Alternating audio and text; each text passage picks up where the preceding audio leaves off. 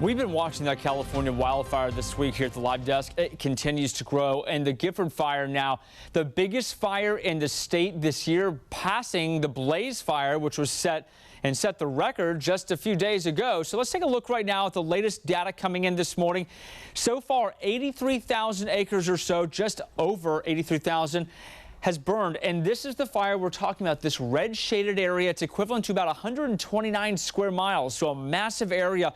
Containment just about 9%. According to officials, more than 800 structures have been lost, 2,000 firefighters battling this blaze, and that smoke continues to drift very far south and to the east, and that is creating dangerous breathing conditions for millions of people in those communities. In addition to the thousands of acres of forestry already burned, the fire now burning pretty close to the state's vineyards and winemakers taking notice as well. Construction equipment has been called in. Take a look at this dozer right here.